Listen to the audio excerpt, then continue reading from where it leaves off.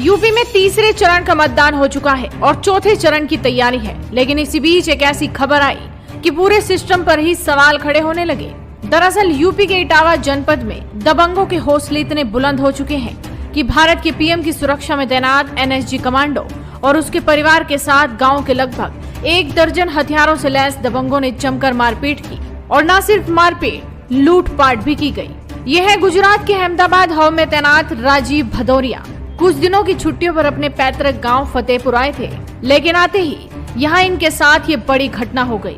आप सुनिए जरा कि एनएसजी कमांडो पर गांव के दबंगों का किस तरह से कहर टूटा। क्या नाम है सर? मैं sir NSG commando Rajeev Bhadauria हूँ सर। क्या मामला है आपका? मामला मेरा है सर, मैं ग्राम फतेहपुरा थाना बकेवर का रहने वाला हूँ। मेरे को सर आए दिन गांव में निकलते गाली दी जाती है, क्योंकि मैं गांव में मेरे घर में 4 से 5 लोग हैं जो अपराधी, उसके 50 से 60 लोग हैं। लेकिन सर ये नहीं है कि अगर कोई गाँव में कमज़ोर है या जिसके परिवार में कम लोग, उसकी माँ को गाली दोगे। मेरी माँ ने क्या बिगाड़ा है? मैं एक सैनिक हूँ, मैं भारत माँ पे जान दे सकता हूँ और अपनी माँ को गाली खिलवाऊँ? उसका मैंने विरोध किया कि मेरी माँ को तुम गाली क्यों दे रहे हो, तो उसका अंजाम ये वो मेरे रास्ते में कूट घेर के मुझे मारा। मेरी चेन ले गई, मेरा मोबाइल ले गई, मेरा रेबन का चश्मा ले गए।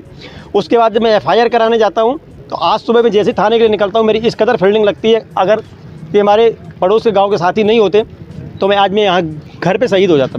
पुलिस के पास आप गए? सर पुलिस के पास मैं कल गया था, लेकिन आज मैं थाना बकेवर नहीं पहुँच सकता था। तो पुलिस से आपको क्या आश्वासन? मुझे सर बकेवर पुलिस से बिल्कुल आश्वासन नहीं है, क्योंकि जो अच्छे सन ऑफ संतोष सिंह है उसके खिलाफ इतने मुकदमे हैं, उसका कुछ नहीं हो सकता। वो खनन माफिया एरिया का सबसे बड़ा, उस पर ऊपर रेप से लेके बैंकिंग में घोटाले तक के सारे मामले दर्ज हैं। आप किस गांव से? मैं सर उसी गांव से हूँ सर। क्या नाम है गांव? गांव का फतेहपुरा। आज आपने किस अधिकारी को ज्ञापन दिया? मैं सर आज कप्तान साहब से मिलने आया हूँ और मुझे उम्मीद है कि कप्तान साहब से पहले नहीं मिलूँगा, क्योंकि मैं बकेवर थाने में अगर जाऊँगा मेरे साथ इंसाफ नहीं होगा। तो कप्तान साहब का मोबाइल नंबर है, आपने संपर्क करने की कोशिश की? अभी कप्तान साहब मीटिंग में हैं, ठीक है। उसके बाद मुझे बताया गया कप्तान साहब आपसे मिलेंगे और देखो उनका इंतजार कर रही है, फिर क्या होता है। आप बता रहे थे और किस के साथ मारपीट हुई है? मेरे भाई के साथ हुई है, मेरे भतीजे के साथ हुई है और 2016 में मेरी माँ के साथ भी हुई थी। इनकी उम्र 60 साल है। मेरी माँ अभी रेजेंसी हॉस्पिटल में 10 दिन एडमिट रही हैं, जिनको हर्पीस नाम की बीमारी हुई। आज भी वो चारपाई पर लेटी हुई है, बीपी के पेशेंट है। अगर मैं उनको ये बता दूँ ये लड़ाई हो गई तो शायद वो शाम न पकड़े। मेरे पिताजी एक्सपायर हो चुके हैं, गाँव मेरा अकेला घर है सर। आप कब लगे थे? मैं 2011 में भर्ती हुआ हूँ और एनएसजी में मेरा सिलेक्शन 2019 में हुआ है।